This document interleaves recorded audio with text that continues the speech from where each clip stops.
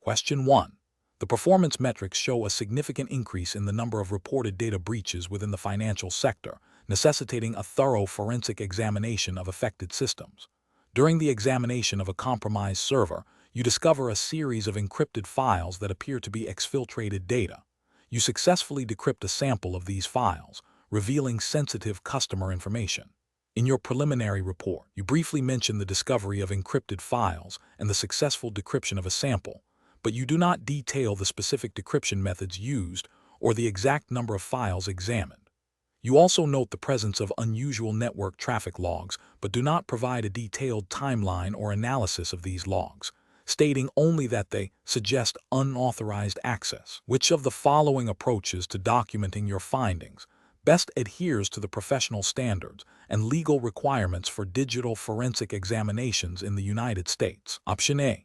State that the encrypted files were decrypted and that unauthorized access was confirmed, as the primary goal is to quickly inform stakeholders of the breach's impact. Option B. Provide a detailed account of the decryption process, including the tools and techniques employed, and present a comprehensive analysis of the network traffic logs, including timestamps and identified IP addresses, to support the conclusion of unauthorized access. Option C. Focus on the exfiltrated data itself, highlighting its sensitivity, and omit detailed technical descriptions of the decryption process and network logs to avoid overwhelming non-technical stakeholders with complex information. Option D. Mention the decryption of files and the indication of unauthorized access, assuming that the technical details are understood by the legal team and will be addressed if specifically requested later in the investigation. The correct answer is B. Provide a detailed account of the decryption process, including the tools and techniques employed, and present a comprehensive analysis of the network traffic logs, including timestamps and identified IP addresses, to support the conclusion of unauthorized access. Explanation.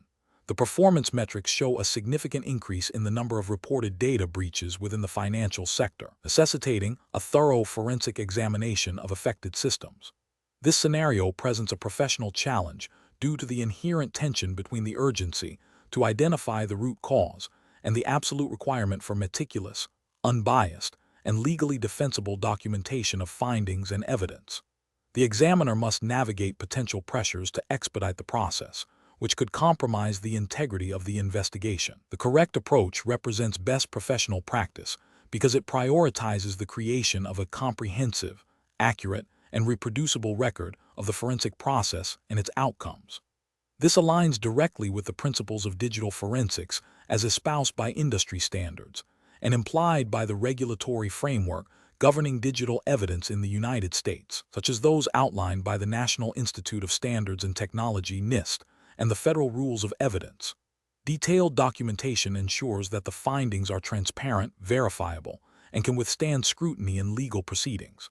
It provides a clear audit trail of actions taken, evidence collected, and analysis performed, thereby upholding the chain of custody and the admissibility of evidence. An incorrect approach that focuses solely on the technical aspects of data recovery without adequately documenting the methodology or the state of the evidence prior to acquisition would fail to meet the standards for digital evidence. This omission would violate the principle of reproducibility, a cornerstone of scientific and forensic investigation, making it impossible for another examiner to verify the findings or for the court to understand the process. Such a failure could lead to the exclusion of critical evidence. Another incorrect approach, which involves making assumptions about the nature of the breach or the intent of the perpetrator without direct, documented evidence, introduces bias into the investigation. This is ethically unsound and legally problematic, as it moves from objective analysis to subjective interpretation. Forensic examiners are bound by a duty of impartiality, and their reports must reflect factual findings, not speculation.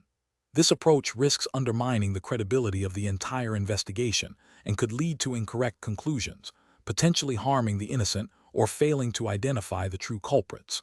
A third incorrect approach, which involves omitting any mention of potential limitations or challenges encountered during the examination, such as data degradation or incomplete logs, is also professionally unacceptable. Transparency about limitations is crucial for providing a complete and honest picture of the investigation. Failing to disclose these aspects can mislead stakeholders and the court, creating an inaccurate perception of the certainty of the findings. Best practice dictates acknowledging and documenting all relevant aspects of the examination, including any factors that might affect the interpretation of the evidence. The professional decision-making process for similar situations should involve a commitment to established forensic methodologies, a thorough understanding of legal requirements for evidence handling and reporting, and a continuous self-assessment of objectivity and thoroughness. Professionals should always ask, is this action documented? Is this documentation clear, accurate, and complete? Can another qualified professional reproduce my steps and verify my findings based on this documentation?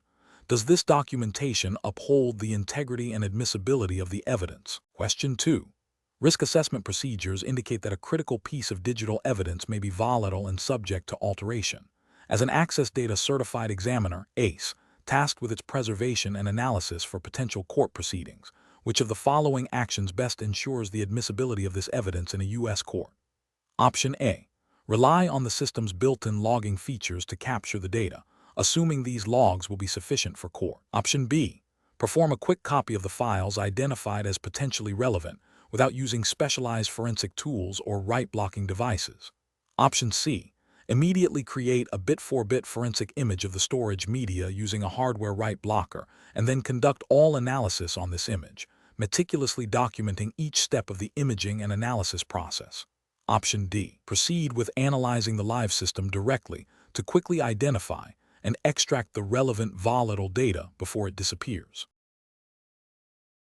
The correct answer is C. Immediately create a bit-for-bit forensic image of the storage media using a hardware write blocker, and then conduct all analysis on this image, meticulously documenting each step of the imaging and analysis process. Explanation. Scenario analysis.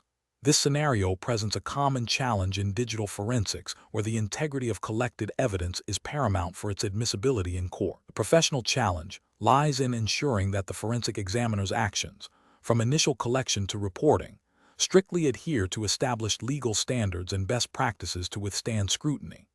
The examiner must balance the need for thoroughness with the legal requirements for chain of custody, data integrity, and proper documentation, all within the specific jurisdictional framework governing digital evidence. Correct approach analysis.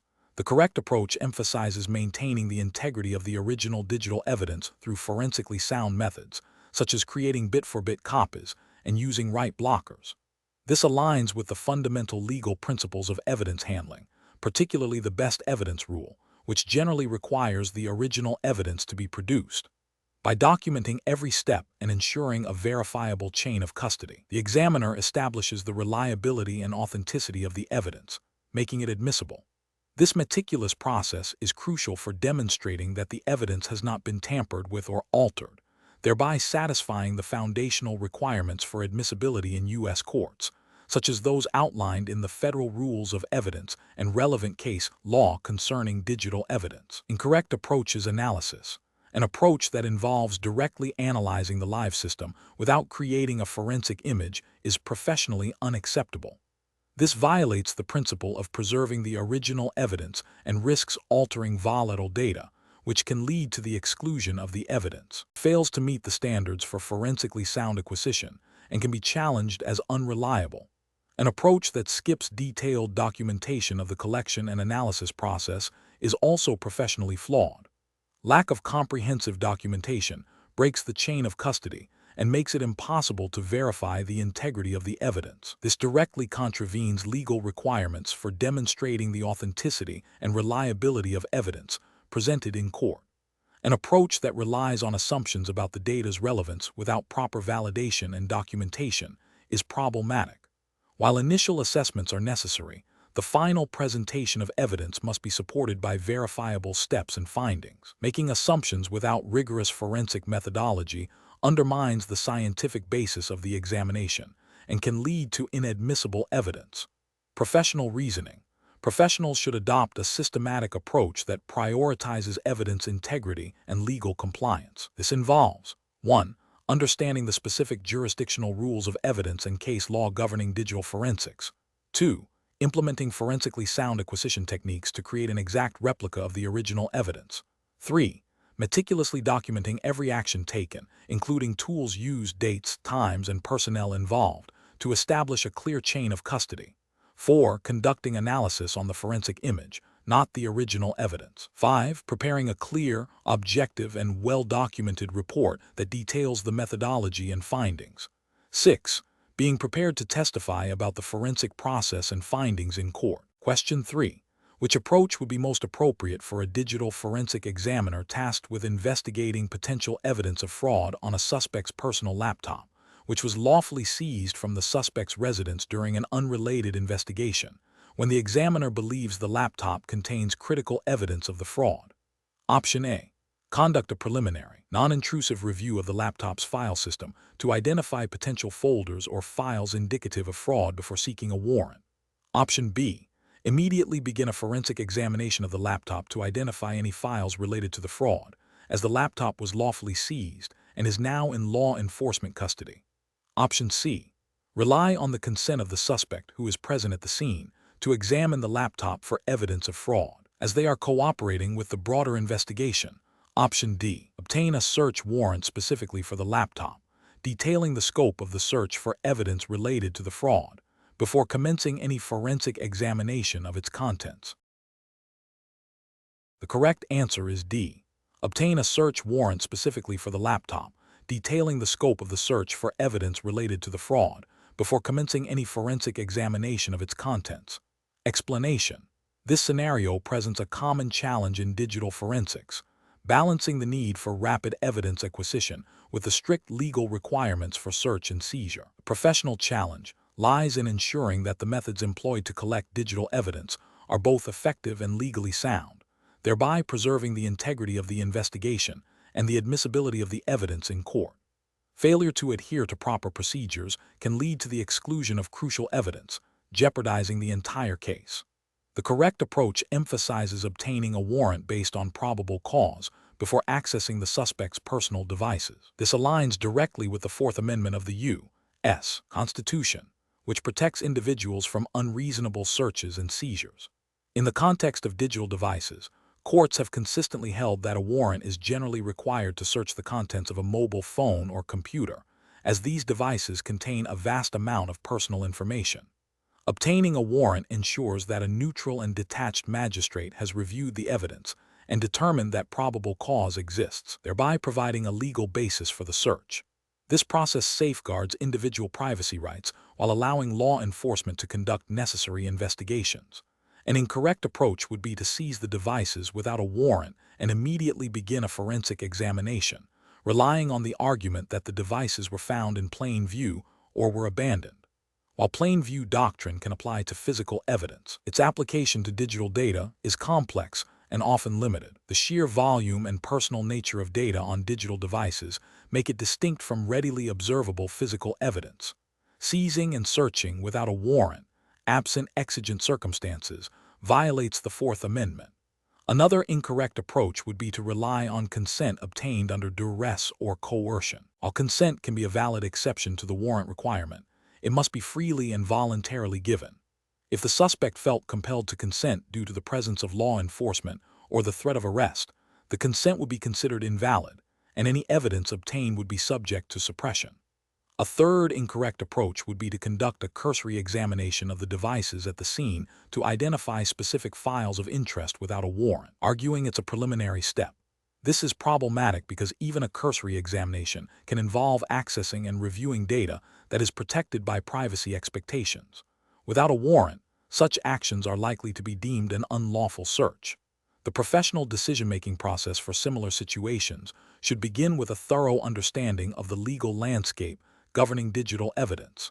This includes familiarizing oneself with the Fourth Amendment, relevant case law such as Riley v. California, and departmental policies.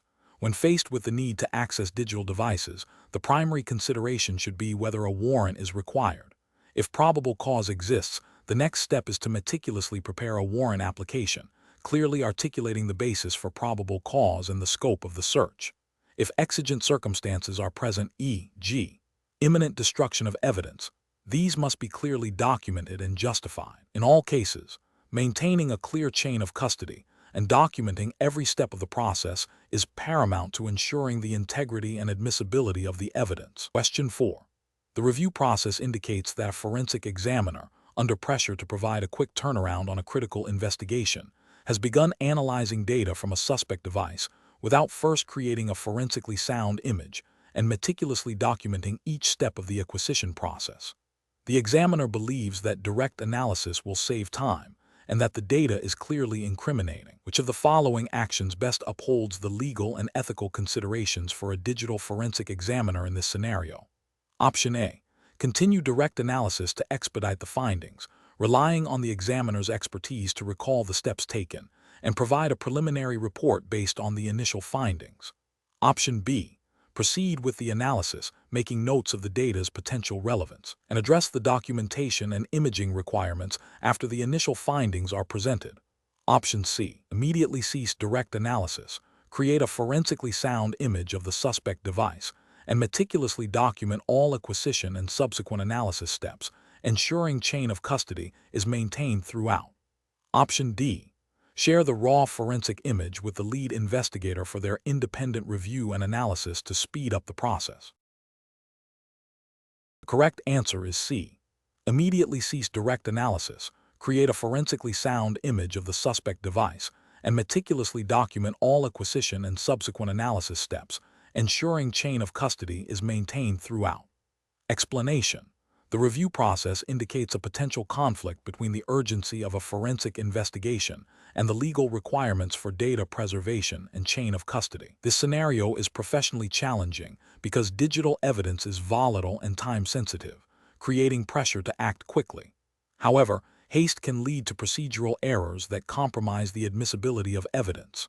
Careful judgment is required to balance the need for timely analysis with strict adherence to legal and ethical standards. The correct approach represents best professional practice because it prioritizes the integrity of the investigation and the admissibility of evidence. By documenting all actions, maintaining a strict chain of custody, and adhering to established forensic protocols, the examiner ensures that the evidence is collected and handled in a manner that is legally defensible and ethically sound. This aligns with the principles of digital forensics, which emphasize accuracy, objectivity, and reproducibility. Specifically, in the U.S. context relevant to ACE certification, this approach is mandated by legal precedent and best practice guidelines that govern the handling of digital evidence, such as those outlined by the National Institute of Standards and Technology, NIST, and established court rules regarding evidence. An incorrect approach that involves bypassing standard documentation procedures to expedite analysis is professionally unacceptable.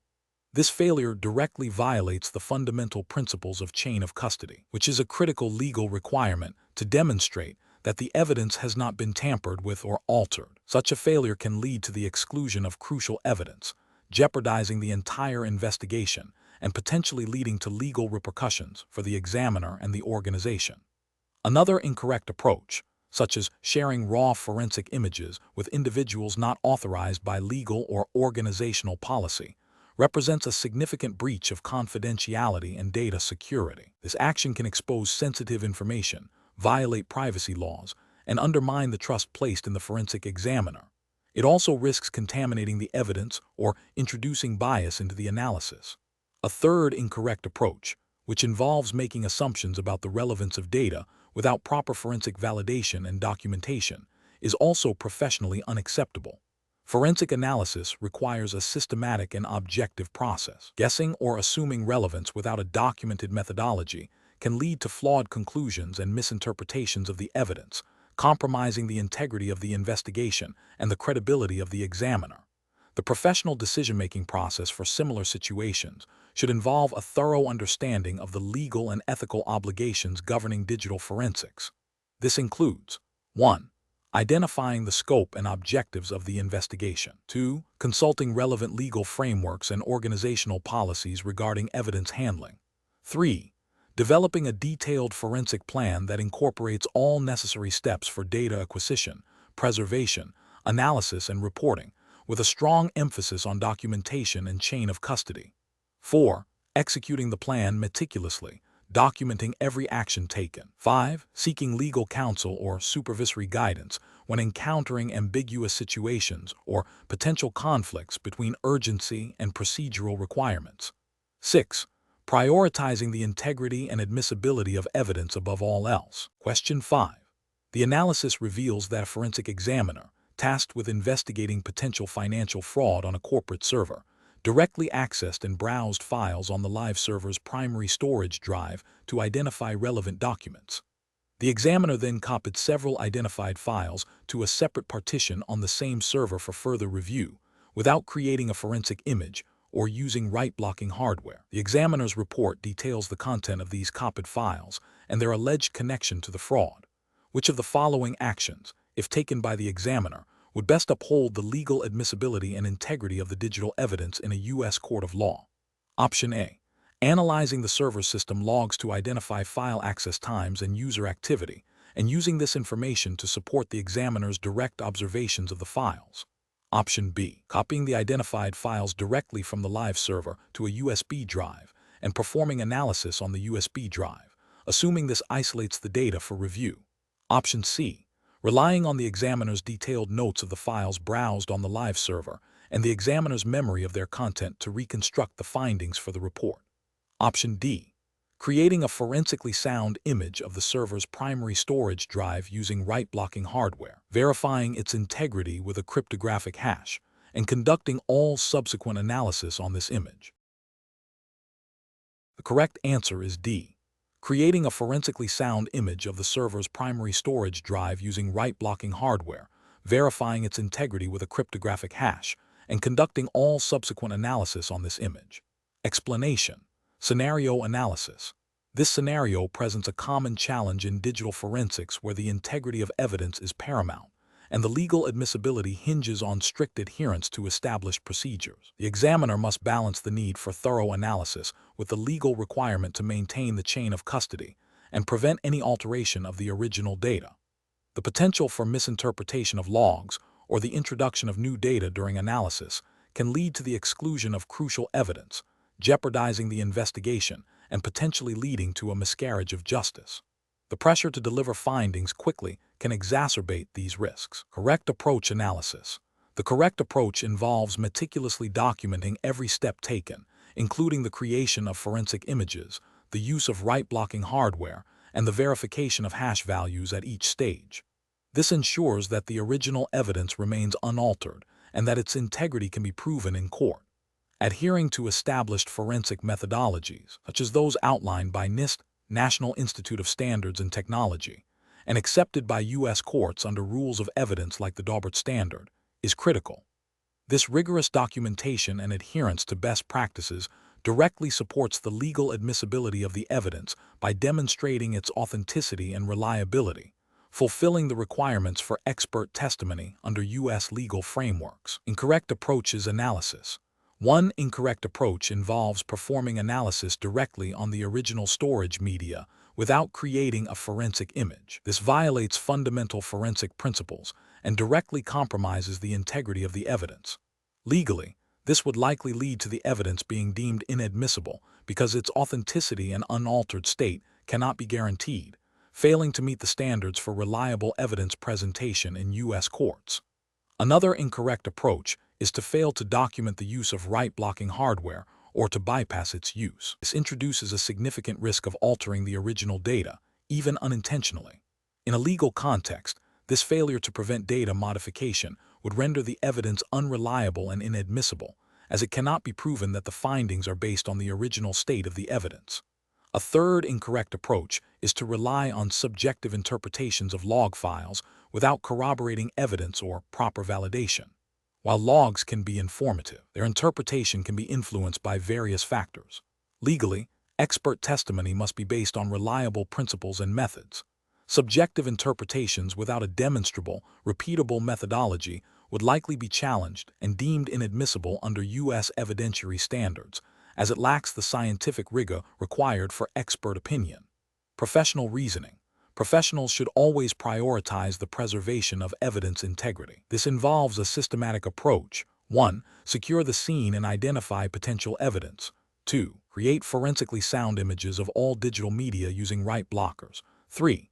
Verify the integrity of the forensic images using cryptographic hash functions, e.g., SHA-256. 4. Conduct all analysis on the forensic images, never on the original media. 5. Maintain a detailed and accurate chain of custody log for all evidence. 6. Document every step of the analysis process, including tools used, their version, and configurations. 7. Corroborate findings with multiple sources of evidence and analytical methods where possible. 8. Be prepared to explain and defend the methodology and findings in a legal setting, adhering to the rules of evidence and expert testimony standards. Question 6. The control framework reveals a digital forensic investigator is presented with a suspect storage device for analysis in a US-based investigation. The investigator is unsure of the device's file system structure, which could be FAT, NTFS, exFAT, APPS, or EXT, or a combination thereof, and may contain unallocated space with residual data. The investigator must select the most appropriate initial methodology to ensure the integrity and admissibility of any recovered evidence within the U.S. legal system. Option A. Utilize a specialized tool to automatically detect and parse a single file system, then export only the identified user-created files. Option B. Focus analysis on identifying and recovering files only from the most common file system type, NTFS, expected on such devices. Option C. Directly mount the suspect device in read-only mode and attempt to identify and analyze the primary file system structure present. Option D. Create a bit-for-bit forensic image of the entire storage device, and then analyze the image for all recognizable file system structures and unallocated space. The correct answer is D. Create a bit-for-bit forensic image of the entire storage device, and then analyze the image for all recognizable file system structures and unallocated space. Explanation. The control framework reveals a scenario where a forensic examiner is tasked with analyzing a digital storage device suspected of containing evidence of financial fraud.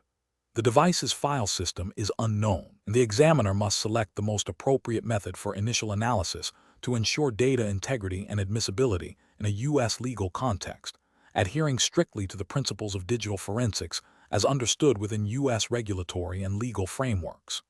This scenario is professionally challenging because the initial choice of file system analysis technique can significantly impact the completeness and accuracy of the evidence recovered, potentially jeopardizing the investigation and subsequent legal proceedings. The examiner must balance speed with thoroughness while maintaining a forensically sound process. The correct approach represents best professional practice because it prioritizes a comprehensive and non-destructive examination of the entire storage medium, regardless of the perceived file system. This aligns with the fundamental principles of digital forensics, which mandate the preservation of evidence integrity. By creating a bit-for-bit forensic image and then analyzing the raw data for file system structures, the examiner ensures that no data is overlooked and that the original evidence remains unaltered. This methodology is implicitly supported by guidelines and best practices within the U.S. digital forensics community, which emphasize the importance of imaging and then analyzing the image, rather than directly working on the source media. This approach maximizes the chances of recovering all relevant data, including deleted or fragmented files, and provides a verifiable audit trail. An incorrect approach that involves directly attempting to mount and analyze the drive without imaging fails to preserve the original evidence. This violates the principle of non-alteration, as mounting a drive can inadvertently modify metadata, file system structures, or even data itself, thereby compromising its admissibility in court. Such an action could be seen as a failure to adhere to established forensic protocols, potentially leading to the exclusion of evidence. Another incorrect approach that focuses solely on identifying and analyzing a single, common file system, e.g., NTFS, without considering the possibility of other structures or unallocated space is also professionally unacceptable. This is because the device might contain multiple partitions with different file systems, or evidence might reside in areas not immediately recognized by a single file system parser. This selective analysis risks missing crucial evidence and presents an incomplete picture, which could be challenged in legal proceedings. A further incorrect approach that involves using proprietary tools without understanding their underlying methodologies or without validating their output against known standards can lead to unreliable results. While tools are essential, a forensic examiner must possess a deep understanding of the file system structures they are analyzing and be able to critically evaluate the output of any tool used. Relying solely on tool output without independent verification or understanding of the process can lead to errors that are difficult to detect and can undermine the credibility of the forensic findings. The professional decision-making process for similar situations should involve a systematic approach. First, assess the knowns and unknowns of the storage media. Second, prioritize data preservation through imaging. Third, employ a multifaceted analysis strategy that accounts for various file system types and unallocated space. And fourth, utilize validated tools and techniques, ensuring a thorough understanding of their operation and limitation. This methodical process, grounded in forensic principles and best practices, is crucial for maintaining the integrity of the investigation and the admissibility of evidence. Question 7. The evaluation methodology shows that a digital forensic examiner is tasked with acquiring data from a suspect's laptop. To expedite the process, the examiner considers bypassing the hardware write blocker and directly imaging the drive using a software-based acquisition tool that offers a quick scan option, focusing only on common file types. The examiner also plans to skip detailed logging of the acquisition parameters, believing it to be redundant. Which configuration option and best practice approach is most critical to uphold in this scenario to ensure the integrity and admissibility of the digital evidence? Option A. Directly imaging the drive without write blocking, relying on the examiner's expertise to identify and preserve critical data during the acquisition process. Option B. Performing a partial acquisition of commonly used directories and skipping detailed logging to save time and storage space. Option C. Implementing a hardware write blocker and performing a full bit-for-bit acquisition with comprehensive logging of all configuration settings and hash verification. Option D. Utilizing a software-based acquisition tool with a quick scan option to rapidly identify and acquire only potentially relevant files, bypassing write blocking. The correct answer is C. Implementing a hardware write blocker and performing a full bit-for-bit acquisition with comprehensive logging of all configuration settings and hash verification. Explanation. Scenario analysis. This scenario is professionally challenging because the AccessData certified examiner ACE must balance the need for efficient data acquisition with the imperative to maintain data integrity and adhere to strict legal and regulatory requirements. Improper configuration of acquisition tools can lead to incomplete data, altered evidence, or the acquisition of irrelevant information, all of which can compromise an investigation and lead to legal challenges. The ACE must demonstrate a thorough understanding of the specific forensic tools and their configuration options, aligning them with the case objectives and the governing legal framework. Correct approach analysis. The correct approach involves meticulously configuring the acquisition tool to capture a forensically sound image of the target storage media. This includes selecting appropriate write blocking mechanisms to prevent any modification of the source data, ensuring the acquisition method, e.g., bit-for-bit copy, is appropriate for the media type, and verifying the integrity of the acquired image through robust hashing algorithms, e.g., SHA-256. This approach represents best professional practice because it directly aligns with the core principles of digital forensics, preserving the integrity of evidence and ensuring its admissibility in legal proceedings. Adherence to these principles is implicitly mandated by the ethical guidelines and professional standards expected of an ACE, which emphasize objectivity, accuracy, and the prevention of evidence tampering. Incorrect approaches analysis. One incorrect approach involves prioritizing speed over thoroughness by skipping write blocking and using a faster, less rigorous acquisition method. This is a significant regulatory and ethical failure because it directly violates the principle of data integrity. The potential for altering the original evidence is high, rendering the acquired data inadmissible and potentially jeopardizing the entire investigation. This demonstrates a lack of professional diligence and a disregard for the foundational requirements of digital evidence handling. Another incorrect approach is to acquire only specific files or directories based on initial assumptions about the case. This is professionally unacceptable because it can lead to the exclusion of crucial evidence that might not be immediately apparent. It represents a failure to conduct a comprehensive acquisition, which is a fundamental expectation of a forensic examination. This approach can be seen as a form of selective evidence gathering, which is ethically dubious and can be challenged legally as an incomplete or biased examination. A third incorrect approach is to fail to document the acquisition process and configuration settings thoroughly. This is a critical regulatory and ethical failure because it undermines the verifiability and reproducibility of the forensic process. Without proper documentation, it becomes impossible for others to validate the acquisition, and any challenges to the evidence's integrity cannot be effectively addressed. This lack of transparency and accountability is a direct contravention of professional standards. Professional reasoning. Professionals should approach configuration and best practices by first understanding the case objectives and the legal/regulatory environment. This involves a thorough risk assessment of potential data alteration and a clear understanding of the capabilities and limitations of the chosen forensic tools. The decision-making process should prioritize data integrity and forensically sound methodologies, followed by efficient acquisition. Documentation should be a continuous process, capturing every step in configuration choice. When in doubt, erring on the side of caution and adhering to the most stringent, integrity-preserving methods is always the correct professional decision. Question 8. During the evaluation of digital evidence using FTK, which of the following project creation and management strategies best upholds the principles of digital forensics and ensures the defensibility of the examination process? Option A. Importing only the data deemed immediately relevant based on initial assumptions, without establishing a comprehensive project scope or documenting the rationale for data selection. Option B. Directly modifying the original evidence files within FTK to expedite the analysis process, assuming that any changes made are minor and unlikely to affect the outcome. Option C. Importing all available data into a single FTK project without predefining specific case objectives or a processing strategy, relying on FTK's default settings for all analysis. Option D. Creating a new FTK project, meticulously defining the case objectives, outlining a clear processing and analysis plan, and documenting all examiner actions and decisions within the project's case notes and audit logs. The correct answer is C.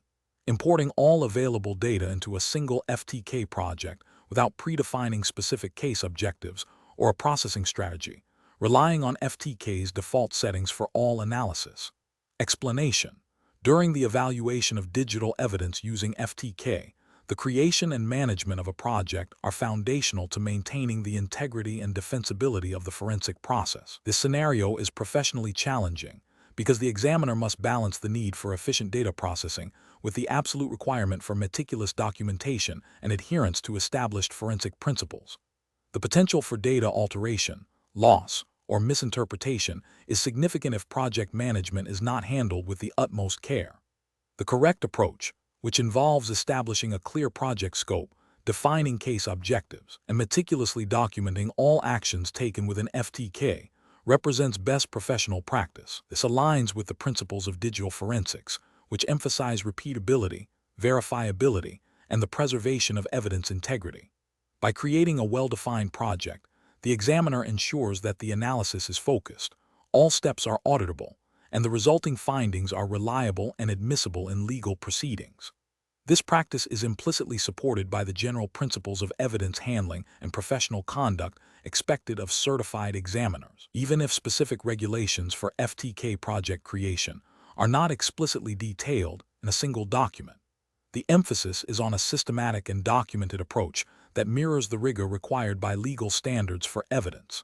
An incorrect approach that involves immediately importing all available data without defining case objectives or a clear processing strategy is professionally unacceptable. This failure to scope the investigation can lead to an unmanageable volume of data, increased processing times, and a higher risk of overlooking critical evidence. Ethically, it demonstrates a lack of diligence and foresight, potentially compromising the thoroughness of the examination. Another incorrect approach, such as modifying the original evidence files directly within FTK to save time, represents a severe regulatory and ethical failure. This action directly violates the fundamental principle of preserving the integrity of the original evidence. Any modification to the source data, without proper justification and documentation, e.g., through forensic imaging and working with forensic images, renders the evidence unreliable and inadmissible. This is a direct contravention of the core tenets of digital forensics and would likely lead to the exclusion of evidence and severe professional repercussions. A third incorrect approach, which is to rely solely on FTK's default settings without understanding their implications or customizing them for the specific case, is also professionally deficient. While FTK offers powerful automated features, blindly accepting defaults can lead to misinterpretation of data, incorrect categorization, or the exclusion of relevant information if the defaults are not appropriate for the case's unique characteristics. This demonstrates a lack of critical thinking and a failure to apply expert judgment, which is a cornerstone of professional digital forensics. The professional decision-making process for similar situations should involve a structured approach. 1. Understand the case objectives. Clearly define what the investigation aims to achieve. 2. Plan the forensic process. Outline the steps, tools, and techniques to be used. 3. Document everything. Maintain a detailed log of all actions, decisions, and findings. 4. Preserve evidence integrity. Work with forensic images and avoid altering original data. 5. Utilize tools appropriately. Understand the functionality and limitations of forensic software like FTK and customize settings as needed. 6. Review and validate. Regularly review the process and findings to ensure accuracy and completeness. Question 9. The audit findings indicate a critical need to investigate potential data exfiltration from a company server. Management is pressuring the digital forensics team to provide initial findings within 24 hours, suggesting a direct copy of relevant files from the live server to expedite the process. As the lead examiner, what is the most appropriate course of action to ensure the integrity of potential evidence while addressing management's urgency? Option A. Prioritize the 24-hour deadline by performing a quick, non-forensic copy of the entire server's contents to an external hard drive without using write blocking. Option B. Utilize a custom script to quickly extract files based on keywords related to the suspected exfiltration, bypassing standard imaging procedures. Option C. Directly copy the suspected exfiltrated files from the live server to a separate drive, as requested by management, to quickly provide initial information. Option D. Perform a forensically sound acquisition of the server's storage media using write-blocking hardware and validated imaging software, documenting all steps meticulously, and then begin analysis. The correct answer is D. Perform a forensically sound acquisition of the server's storage media using write-blocking hardware and validated imaging software, documenting all steps meticulously, and then begin analysis. Explanation. Scenario analysis.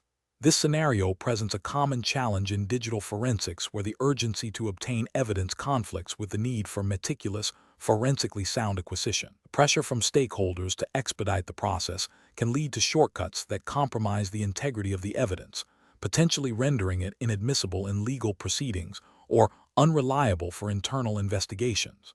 The examiner must balance the need for timely information with the absolute requirement for data integrity and chain of custody. Correct approach analysis. The correct approach emphasizes forensically sound data acquisition, which is paramount in digital forensics. This involves creating a bit-for-bit copy of the original storage media using write-blocking hardware and validated acquisition tools. This process ensures that the original data remains unaltered, preserving its integrity.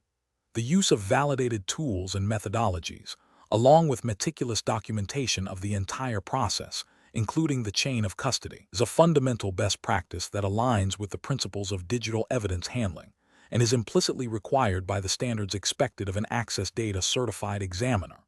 While specific U.S. regulations are not explicitly cited in the prompt for this exam, the underlying principles of evidence integrity are universally recognized in legal and investigative contexts where digital evidence is presented. Incorrect approach is analysis. An approach that involves directly copying files from the live system without employing write blocking or creating a forensic image is fundamentally flawed. This method risks altering the original data through normal operating system processes or accidental user interaction, thereby compromising its integrity and admissibility. It fails to adhere to the principle of preserving the original evidence in its pristine state. Another incorrect approach might be to use unvalidated or custom-built acquisition tools without proper testing and verification. The use of such tools introduces a significant risk of data corruption or incomplete acquisition, undermining the reliability of the evidence. Forensic examiners are ethically and professionally obligated to use tools and methods that have been proven to be accurate and reliable. Finally, An approach that skips or inadequately documents the chain of custody is unacceptable. The chain of custody is critical for demonstrating that the evidence has been handled properly from the point of acquisition to its presentation. Gaps or inaccuracies in this documentation can lead to challenges regarding the authenticity and integrity of the evidence. Professional reasoning. When faced with stakeholder pressure for expedited evidence retrieval, a digital forensics professional must prioritize forensically sound practices. The decision-making process should involve clearly communicating the necessity of these practices to stakeholders, explaining the risks associated with shortcuts, and providing a realistic timeline for a proper acquisition. If immediate, albeit less forensically sound, information is absolutely critical, this should be clearly distinguished from the forensically acquired evidence, and its limitations must be explicitly stated. The examiner's primary responsibility is to ensure the integrity and admissibility of the evidence, which outweighs the desire for speed when the two are in conflict. Question 10. The audit findings indicate a potential deviation from best practices in the utilization of AccessData Forensic Toolkit, FTK, during a recent digital forensic investigation. Specifically, the audit noted that the examiner did not consistently document the specific FTK processing profiles and advanced settings applied during the analysis phase. Considering the regulatory framework governing digital evidence in the United States, which of the following approaches best ensures compliance and defensibility of the forensic findings? Option A. Focusing primarily on the final conclusions of the investigation, with minimal emphasis on the granular details of FTK configuration, as the outcome is the most critical aspect. Option B. Relying solely on the default FTK processing profiles and settings to ensure consistency, without explicit documentation of their application, as these are considered industry standard. Option C. Thoroughly documenting the specific FTK processing profiles and advanced settings used during the analysis phase, alongside all other standard forensic procedures and chain of custody records. Option D. Providing a general overview of the FTK analysis performed without detailing specific processing profiles or advanced settings, assuming the tool's inherent integrity is sufficient. The correct answer is C. Thoroughly documenting the specific FTK processing profiles and advanced settings used during the analysis phase, alongside all other standard forensic procedures and chain of custody records. Explanation. This scenario presents a professional challenge due to the inherent tension between the need for efficient forensic analysis and the stringent requirements of regulatory compliance, particularly within the context of digital forensics where data integrity and admissibility are paramount. The auditor's findings highlight a potential gap in adhering to established best practices and potentially regulatory mandates concerning the handling and documentation of digital evidence. Careful judgment is required to ensure that the chosen forensic methodology not only achieves the investigative goals, but also withstands scrutiny regarding its adherence to legal and ethical standards. The correct approach represents best professional practice because it prioritizes the foundational principles of digital forensics, maintaining the integrity of the evidence and ensuring a forensically sound process. This involves meticulous documentation at every stage, from acquisition to reporting, which is a cornerstone of regulatory compliance in many jurisdictions, including those that govern digital evidence admissibility in legal proceedings. Adhering to a documented, repeatable process, such as that facilitated by AccessData Forensic Toolkit, FTK, when used correctly, ensures that the findings are defensible and that the investigation meets the standards expected by legal bodies and regulatory oversight. This aligns with the ethical obligation of a forensic examiner to produce accurate and unbiased results. An incorrect approach that bypasses or inadequately performs the validation steps of FTK would represent a significant regulatory and ethical failure. Specifically, it would violate principles of evidence integrity, potentially leading to the introduction of altered or unreliable data. This could have severe consequences in legal proceedings, rendering the evidence inadmissible and undermining the entire investigation. Ethically, it demonstrates a lack of due diligence and a disregard for the professional standards expected of a certified examiner. Furthermore, failing to document the specific configurations and steps taken within FTK can prevent independent verification of the forensic process, a critical element for regulatory compliance and legal admissibility. The professional decision-making process for similar situations should involve a thorough understanding of the relevant regulatory framework and legal precedents governing digital evidence. Before commencing any forensic examination, an examiner must identify the specific legal and regulatory requirements applicable to the case. This includes understanding the expected standards for evidence handling, analysis, and reporting. When utilizing forensic tools like FTK, the examiner must ensure they are not only proficient in the tool's operation, but also understand how its features support or potentially compromise regulatory compliance. A critical step is to always prioritize a forensically sound methodology, which includes proper acquisition, hashing, chain of custody, and detailed documentation of all actions performed within the tool. If there is any ambiguity regarding compliance, seeking guidance from legal counsel or senior forensic practitioners is advisable. The ultimate goal is to produce evidence that is both accurate and legally admissible, thereby upholding professional integrity and serving justice. Question 11. Regulatory review indicates that a forensic investigator is tasked with acquiring data from a suspect hard drive. The primary objective is to preserve the integrity of the original evidence while creating a forensically sound copy for subsequent analysis. Considering the critical need for defensible evidence, which of the following acquisition techniques best aligns with established forensic principles and regulatory expectations for maintaining evidence integrity? Option A. Imaging the suspect drive using only software-based write-blocking features within a forensic imaging utility without performing hash verification. Option B. Connecting the suspect drive directly to the analysis workstation and using a forensic imaging tool to create a logical image of the active file system. Option C. Creating a bit-for-bit forensic image of the suspect drive using a hardware write blocker and verifying the integrity of the image using cryptographic hashing. Option D. Directly copying files and folders from the suspect drive to a separate storage device using the operating system's file explorer. The correct answer is D. Directly copying files and folders from the suspect drive to a separate storage device using the operating system's file explorer. Explanation.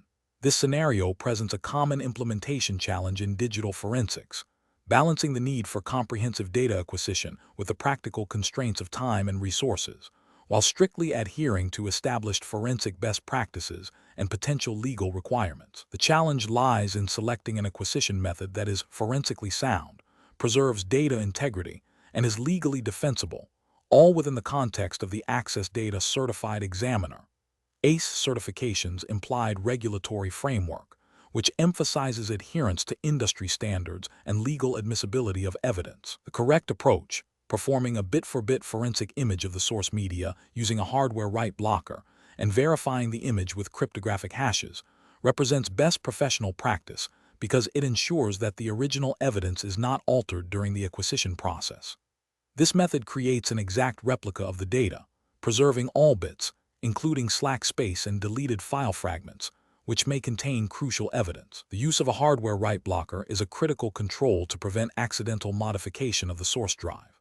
The subsequent hash verification, e.g., MD5, SHA-1, SHA-256, provides a unique digital fingerprint of both the original media and the acquired image, proving that the image is an accurate and unaltered copy. This meticulous process is fundamental to maintaining the integrity and admissibility of digital evidence in legal proceedings, aligning with the principles of forensic science and the expectations of regulatory bodies overseeing digital evidence.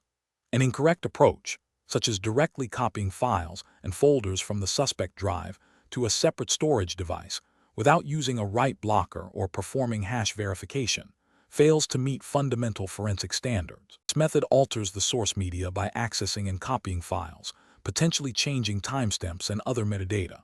Furthermore, it does not capture deleted data or slack space, which could be vital.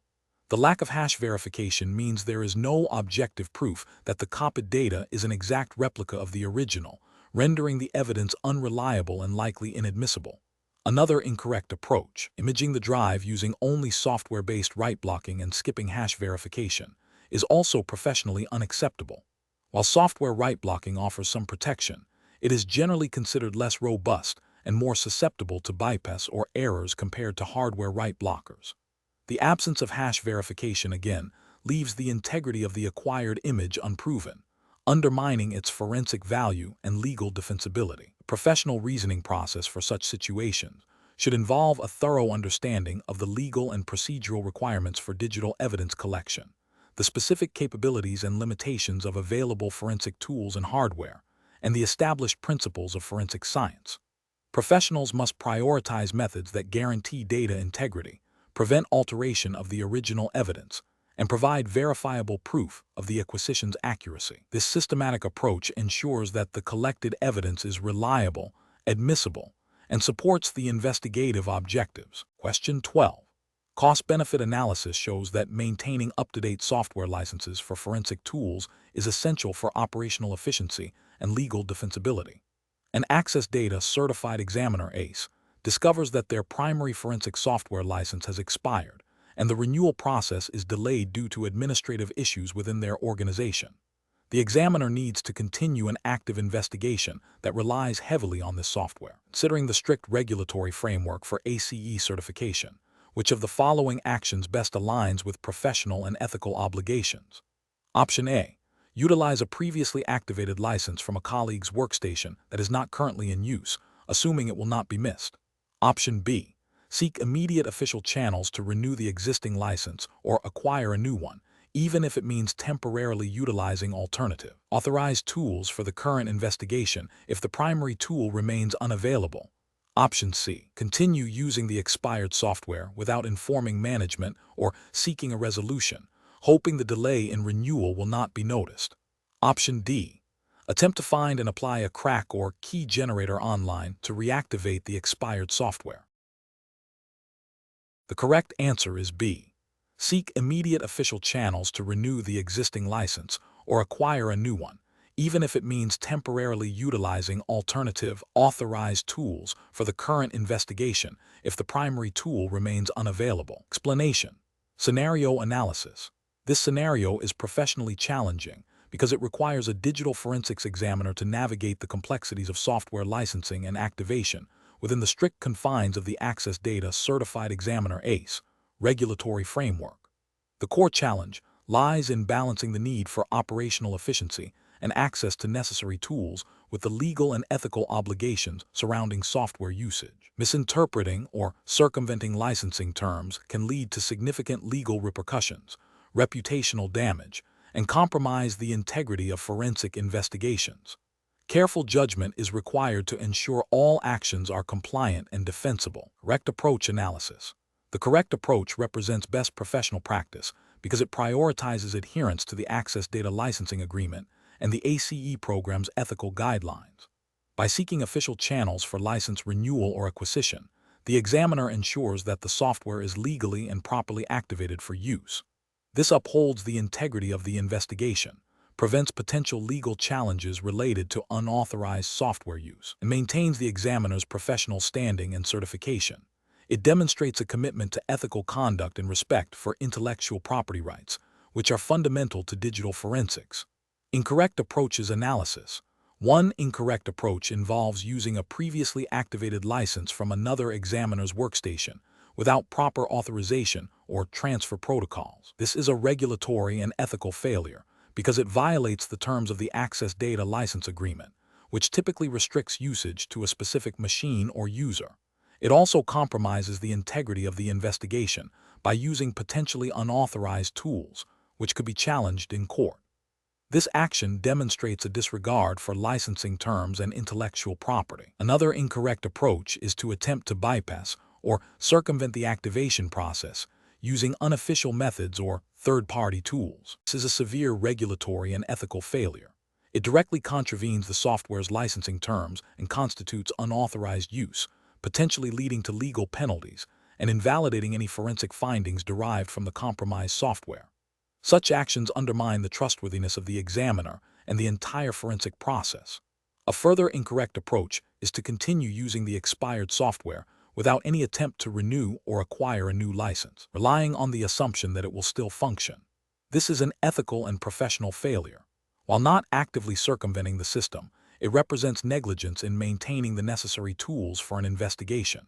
It risks using outdated or potentially unstable software, which could lead to inaccurate results or data loss, thereby jeopardizing the investigation's integrity and the examiner's professional responsibility. Professional reasoning. Professionals should approach licensing and activation issues by first consulting the AccessData licensing agreement and any relevant ACE program guidelines. When faced with an expired or problematic license, the primary course of action should be to contact AccessData support or sales to discuss renewal or acquisition options. If there are any ambiguities, seeking clarification from the vendor or legal counsel is advisable. Maintaining detailed records of all software licenses, activation dates, and renewal processes is crucial for demonstrating compliance and ensuring the defensibility of forensic work. This proactive and transparent approach safeguards both the individual examiner and the integrity of the investigative process. Question 13. Process analysis reveals that a digital forensics examiner is tasked with investigating potential policy violations on a company laptop. The investigation requires access to the user's entire hard drive, which is known to contain personal emails, financial documents, and other sensitive information. The examiner has a general understanding of the company's internal IT policies regarding employee monitoring, but has not yet obtained explicit consent from the employee or a specific legal order authorizing the examination of personal data. Which of the following approaches best adheres to the regulatory framework for digital forensics examiners, particularly concerning data privacy and evidence integrity? Option A. Proceed with a full forensic image of the hard drive, documenting the process and relying on the company's internal policies as sufficient justification for accessing all data. Option B. Obtain explicit written consent from the employee for the examination of their entire hard drive, or secure a valid legal authorization, e.g., warrant, court order, before commencing any data acquisition. Option C. Initiate the forensic imaging process immediately, assuming that the nature of the investigation inherently justifies access to all data on the device for the purpose of evidence preservation. Option D. Copy only the files and directories that appear to be directly related to the alleged policy violations, based on the examiner's initial assessment, to minimize the scope of data accessed. Correct answer is A. Proceed with a full forensic image of the hard drive, documenting the process and relying on the company's internal policies as sufficient justification for accessing all data. Explanation. Scenario analysis. This scenario is professionally challenging because it requires a digital forensics examiner to navigate the complex and often overlapping legal requirements of data privacy and evidence handling within a specific regulatory framework. The examiner must balance the need to conduct a thorough investigation with the imperative to comply with strict data protection laws, ensuring that no unauthorized access or disclosure of personal data occurs. Failure to do so can lead to severe legal penalties, reputational damage, and compromise the integrity of the evidence. Correct approach analysis. The correct approach demonstrates best professional practice by prioritizing a legally sound and ethically responsible method for data acquisition. It involves obtaining explicit consent or a valid legal authorization, such as a warrant or court order, before accessing or copying any data that may contain personal information.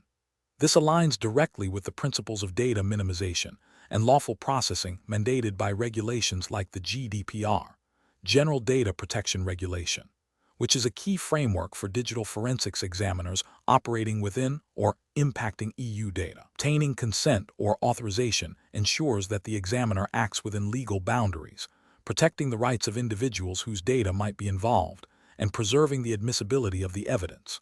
Incorrect approach is analysis, an approach that involves immediately copying all data without assessing its nature or obtaining prior authorization, fails to respect data privacy principles. This constitutes a potential violation of data protection laws, as it may involve the unauthorized processing of personal data. Ethically, it breaches the duty of care owed to individuals whose data is being handled. An approach that relies on a general understanding of forensic necessity, without specific legal authorization to bypass consent or warrants, is also problematic. While forensic necessity is a concept in evidence handling, it does not supersede explicit legal requirements for data access, particularly concerning personal data. This approach risks violating privacy rights and rendering the collected evidence inadmissible due to improper acquisition. an approach that involves selectively copying only data believed to be directly relevant to the investigation, without a clear legal basis for such selection, and without considering the potential for incidental collection of personal data, is also flawed. This can lead to an incomplete forensic picture and still carries the risk of unauthorized access to personal data if the selection criteria are not legally defined or if the process itself is not authorized. Professional reasoning. Professionals in digital forensics must adopt a risk-based and legally informed approach. This involves understanding the specific legal and regulatory landscape applicable to the investigation, identifying potential data privacy concerns, and proactively seeking appropriate legal authorization or consent before commencing data acquisition. A robust decision-making process includes 1.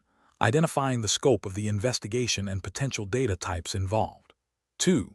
Researching and understanding all applicable laws and regulations, e.g., GDPR if applicable. 3. Consulting with legal counsel to determine the necessary authorization or consent procedures. 4. Documenting all steps taken, including authorization obtained and data handling procedures. 5. Executing the forensic acquisition in strict adherence to legal and ethical guidelines. Question 14.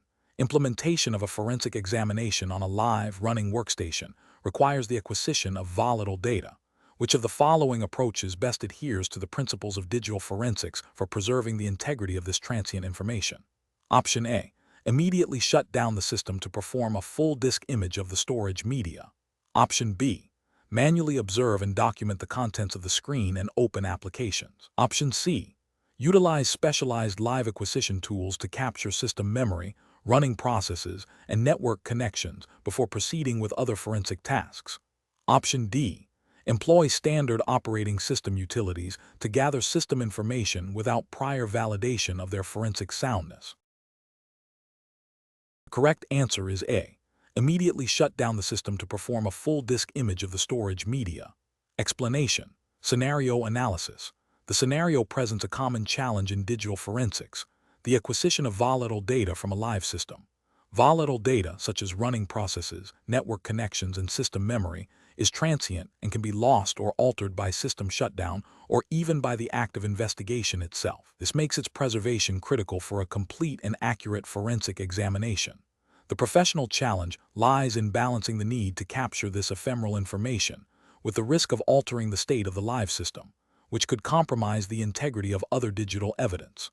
The urgency and the potential for data loss necessitate a swift yet methodical approach, demanding careful judgment and adherence to established best practices. Correct approach analysis. The correct approach involves utilizing specialized tools and techniques designed for live system analysis and volatile data acquisition. This typically includes creating a forensic image of the system's memory, RAM dump, and capturing information about running processes, network connections, open files, and user activity. These actions are performed while the system is still operational, minimizing the risk of data loss. The integrity of the acquired volatile data is then maintained through proper hashing and documentation, ensuring it can be presented as reliable evidence. This methodology aligns with the principles of digital forensics, emphasizing the preservation of evidence integrity and the systematic collection of data, which are implicitly or explicitly supported by the guidelines and standards expected of an AccessData certified examiner. Incorrect approach is analysis. One incorrect approach would be to immediately shut down the system to begin a traditional forensic imaging of the storage media. This action would result in the complete loss of all volatile data, rendering a significant portion of potential evidence irretrievable.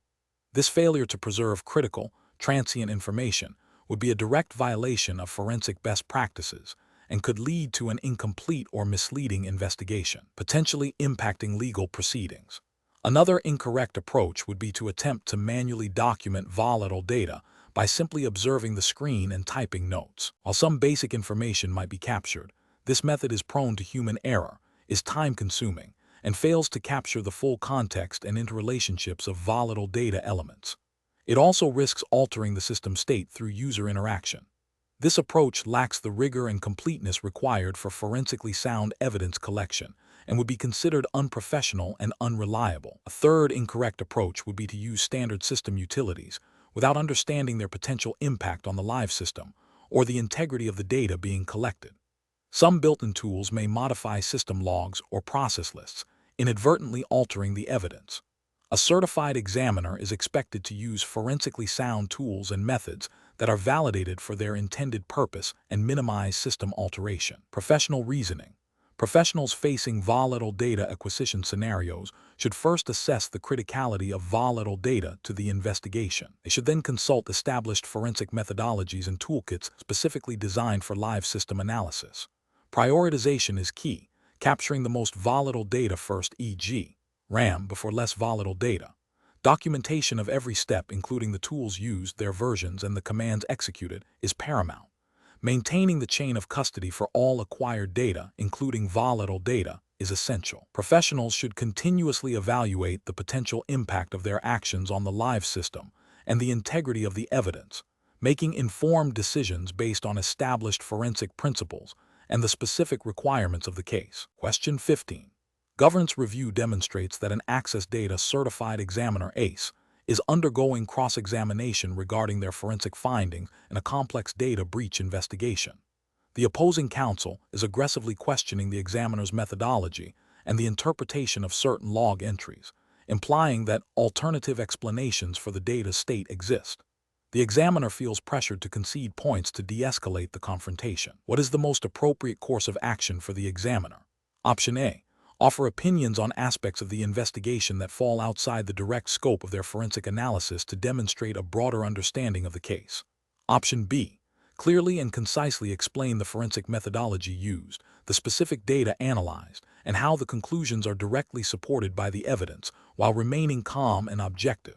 Option C. Agree with the opposing counsel's alternative explanations to avoid further conflict and end the testimony quickly. Option D. Become defensive and engage in an argumentative exchange with opposing counsel to protect their findings and reputation. The correct answer is B. Clearly and concisely explain the forensic methodology used, the specific data analyzed, and how the conclusions are directly supported by the evidence, while remaining calm and objective. Explanation. Scenario analysis. This scenario presents a common challenge in digital forensics where an examiner's findings are challenged during expert witness testimony. The challenge lies in maintaining objectivity and adhering strictly to established methodologies and evidentiary standards when faced with adversarial questioning. The examiner must be prepared to defend their conclusions based on the data and the accepted practices of the field, rather than succumbing to pressure or misinterpreting the scope of their expertise. The professional difficulty stems from the adversarial nature of legal proceedings and the potential for misrepresentation or misunderstanding of complex technical evidence. Correct approach analysis. The correct approach involves the examiner clearly and concisely articulating the methodology used, the data analyzed, and the conclusions drawn, directly referencing the evidence.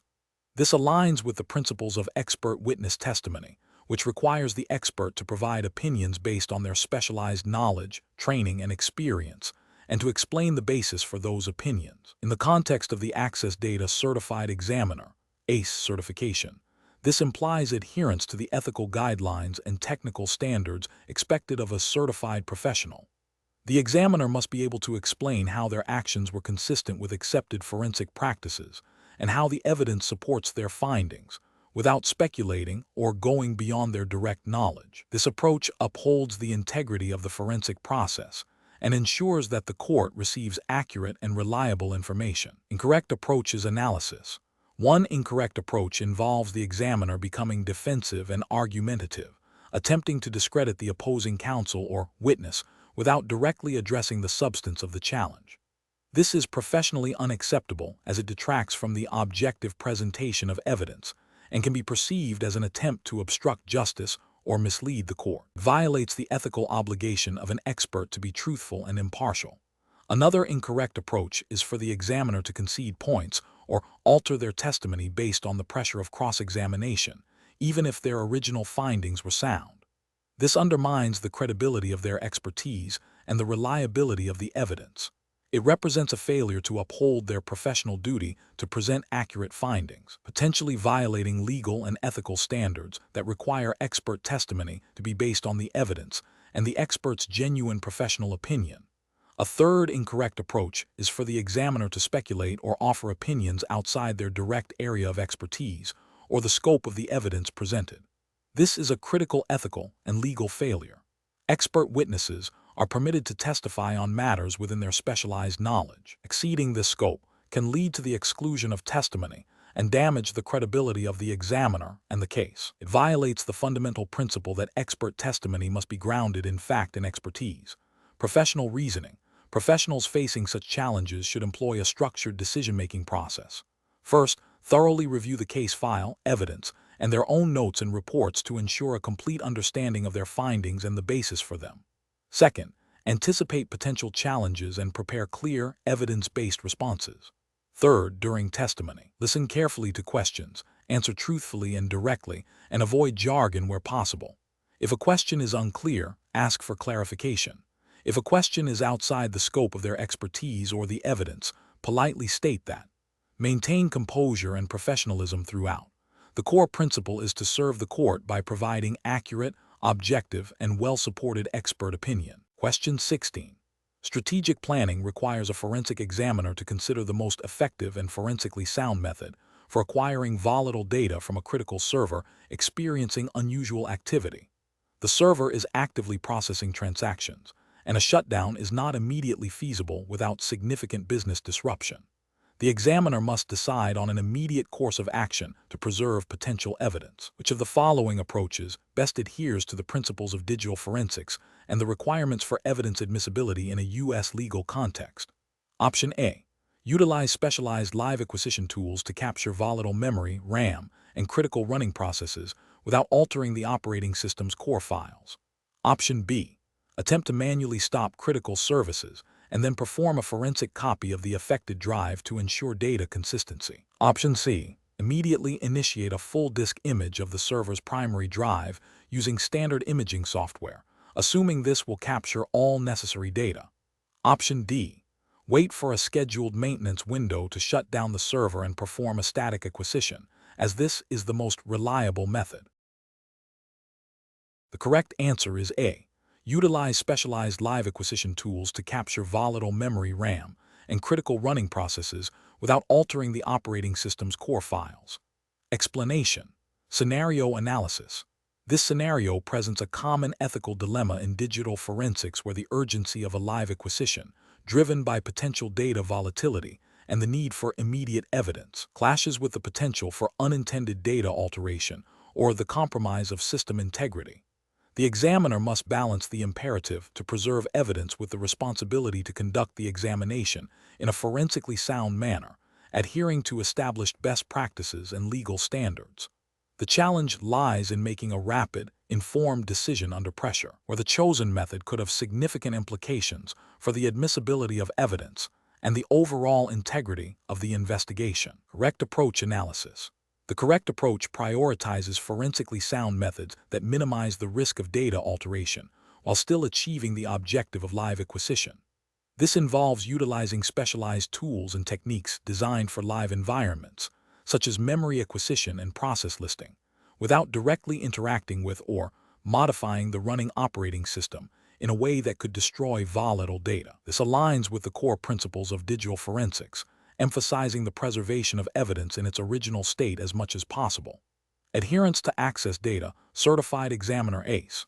Best practices, which are implicitly aligned with U.S. legal standards for digital evidence, dictates that any action taken must be justifiable and documented, ensuring the integrity of the evidence chain of custody and its admissibility in court. The focus is on capturing the state of the system at a specific moment without altering that state. Incorrect approaches analysis.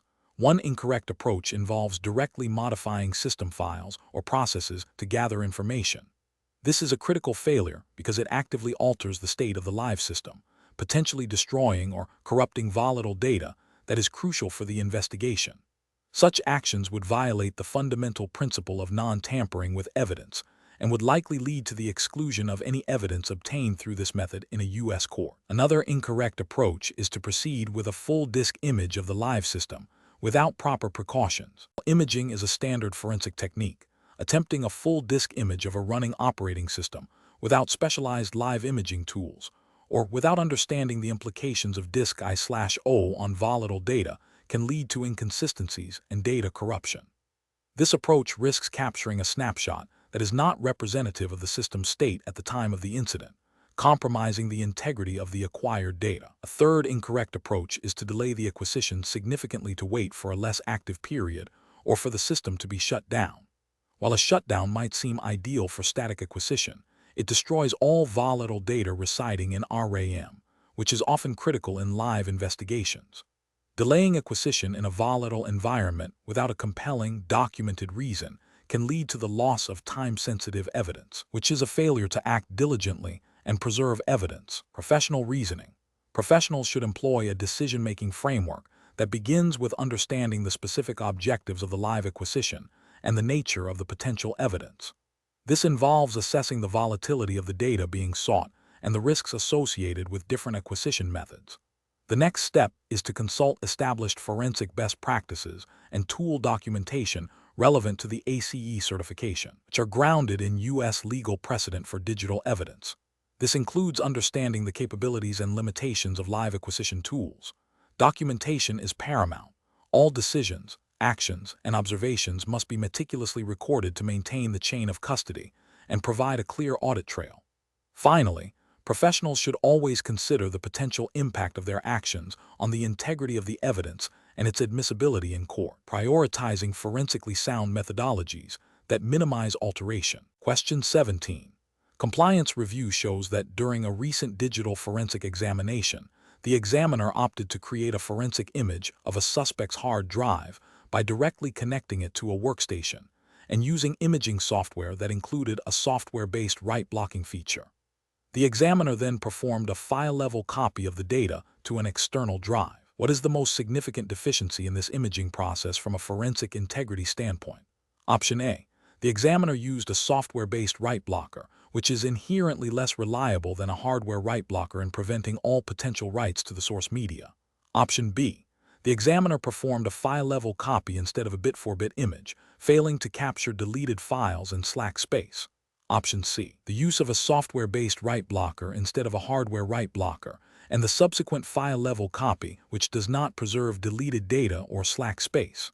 Option D. The examiner did not use a hardware write blocker, leading to a risk of altering the source drive's file system metadata during the file-level copy.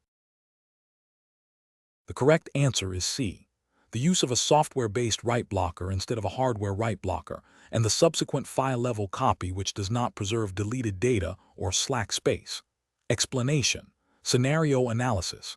This scenario presents a common challenge in digital forensics where the integrity of the evidence is paramount, and the methods used to acquire it can be scrutinized. The professional challenge lies in balancing the need for a forensically sound acquisition with the practical constraints of the environment and the urgency of the investigation. The examiner must demonstrate a thorough understanding of imaging principles and their legal and ethical implications to ensure the admissibility of the evidence. Careful judgment is required to select and justify the most appropriate imaging method. Correct approach analysis.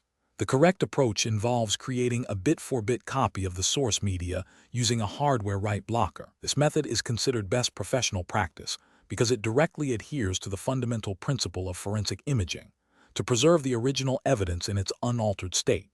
A hardware write blocker physically prevents any data from being written to the source drive, thereby ensuring that the acquisition process itself does not modify the original evidence. This is critical for maintaining the chain of custody and demonstrating that the evidence has not been tampered with, which is a key requirement for admissibility in legal proceedings.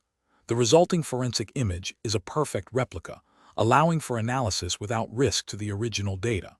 This aligns with the core tenets of digital forensic methodology and the expectations of legal frameworks that require verifiable and untainted evidence. Incorrect approaches analysis. One incorrect approach involves directly imaging the source drive to a destination drive without a hardware write blocker. This is professionally unacceptable because it introduces a significant risk of altering the source evidence. Even seemingly innocuous operations, such as file system enumeration or directory traversal during the imaging process, can write data to the source drive, e.g., access timestamps. This modification compromises the integrity of the original evidence, making it vulnerable to challenges regarding its authenticity and admissibility. Violates the principle of non-alteration, a cornerstone of forensic science. Another incorrect approach is to perform a file-level copy of the data from the source drive to the destination drive. While this may capture the visible files, it fails to create a forensically sound image. A file-level copy does not preserve deleted files, slack space, or other hidden data structures that might contain crucial evidence. Furthermore, the process of copying files can alter metadata associated with those files, such as access and modification timestamps on the source drive. This approach is insufficient for a comprehensive forensic examination and does not meet the standard of creating an exact replica of the original media. A third incorrect approach is to use a software-based write blocker exclusively. While software write blockers can offer some protection, they are generally considered less reliable than hardware write blockers in preventing all potential writes to the source media. Certain operating system functions or low-level disk operations might bypass software write blocking mechanisms. Relying solely on software protection introduces a degree of uncertainty regarding the absolute preservation of the source evidence, which is unacceptable in a forensic context where absolute certainty is required. Professional reasoning. When faced with a forensic imaging task, professionals should follow a structured decision-making process. First, identify the objective, to create a forensically sound copy of the evidence. Second, assess the available tools and resources, prioritizing hardware write blockers for their proven reliability in preserving evidence integrity. Third, consider the nature of the source media and the potential for alteration. Fourth, document the entire process meticulously, including the tools used, the steps taken, and any encountered issues. Finally, always adhere to established forensic best practices and relevant legal standards to ensure the evidence is admissible and withstands scrutiny. The guiding principle is always the preservation of the original evidence in its most pristine state. Question 18. Investigation of a suspected data breach requires a forensic examiner to access a suspect's workstation. The examiner needs to quickly identify any exfiltrated data. Which of the following approaches best upholds the integrity of the investigation and the admissibility of evidence? Option A. Use the operating system's built-in search functionality to locate potential evidence on the suspect's hard drive and then present the findings. Option B. Directly access and search the suspect's original hard drive for keywords related to the breach, and then delete the drive after the search is complete. Option C. Perform a quick scan of the suspect's hard drive for specific file types that might contain exfiltrated data, and then report any findings. Option D. Create a bit-for-bit forensic image of the suspect's hard drive, verify its integrity using cryptographic hashes, and then conduct the analysis on the forensic image. The correct answer is D. Create a bit-for-bit forensic image of the suspect's hard drive, verify its integrity using cryptographic hashes, and then conduct the analysis on the forensic image. Explanation. Scenario analysis. This scenario is professionally challenging because it requires a forensic examiner to balance the immediate need for evidence with the long-term integrity of the investigation and potential legal proceedings. The pressure to deliver findings quickly can lead to shortcuts that compromise the scientific validity of the forensic process. Maintaining objectivity and adhering strictly to established protocols are paramount, especially when dealing with potentially sensitive or high-stakes cases. The examiner must also consider the admissibility of evidence, which hinges on proper procedure and documentation. Correct approach analysis. The correct approach emphasizes the foundational principles of computer forensics, maintaining the integrity of the original evidence and documenting every step of the examination process. This aligns with best professional practices and regulatory expectations for digital evidence. By creating a forensic image, the examiner ensures that the original data remains unaltered, a critical requirement for admissibility in court. Thorough documentation of the imaging process, including hashing, provides a verifiable audit trail, demonstrating that the evidence was handled properly and has not been tampered with. This meticulous approach upholds the scientific rigor expected in digital investigations and satisfies legal standards for evidence handling. Incorrect approaches analysis. One incorrect approach involves directly analyzing the original hard drive without creating a forensic image. This is a critical regulatory and ethical failure because it violates the principle of preserving the original evidence. Any modification, however unintentional, to the original drive can render the evidence inadmissible. This directly contravenes established digital forensic standards and legal requirements for evidence integrity. Another incorrect approach is to perform a quick search for keywords on the original drive and then discard it, assuming the relevant data has been found. This is a failure to conduct a comprehensive forensic examination. It bypasses the systematic and thorough analysis required to identify all relevant evidence, including metadata, deleted files, and system artifacts that might not be immediately apparent through a simple keyword search. This approach risks overlooking crucial evidence and demonstrates a lack of due diligence, which is a professional and ethical failing. A third incorrect approach is to rely solely on the operating system's built-in search tools for evidence discovery. While these tools can be useful for initial triage, they are not designed for forensic analysis. They may not uncover deleted files, hidden data, or provide the necessary detail and context required for a legally defensible investigation.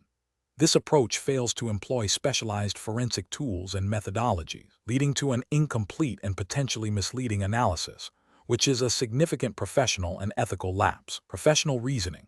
Professionals should approach digital forensic investigations with a methodical and principled mindset. The decision-making process should prioritize the integrity of the evidence above all else. This involves 1. Understanding and strictly adhering to established forensic protocols and best practices. 2. Utilizing appropriate forensic tools and techniques designed for evidence preservation and analysis. 3. Maintaining a detailed and accurate log of all actions performed. 4. Continuously evaluating the process to ensure objectivity and avoid bias. 5. Being prepared to justify every step of the examination to legal authorities and stakeholders. Question 19. What factors determine the most effective and defensible approach to EXT analysis in a digital forensic investigation, considering the need to prioritize relevant artifacts while adhering to established forensic principles? Option A. The sheer volume of available EXT data, necessitating a broad and exhaustive examination of all potential artifacts regardless of their immediate relevance. Option B. The examiner's personal familiarity with specific EXT tools and techniques, dictating the scope of analysis based on tool capabilities rather than investigative needs. Option C. The thoroughness of the initial triage and understanding of the investigative objectives, guiding the selection of relevant EXT artifacts for in-depth analysis. Option D.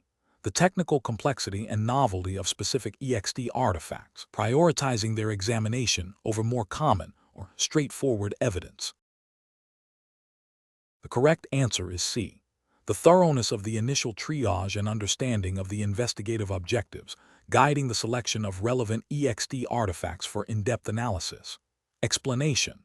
This scenario presents a common challenge in digital forensics: the need to balance the thoroughness of EXT analysis with the practical constraints of time, resources, and the evolving nature of digital evidence. The professional challenge lies in identifying and prioritizing the most relevant artifacts for EXT analysis, ensuring that the investigation remains focused and efficient without compromising the integrity or completeness of the evidence.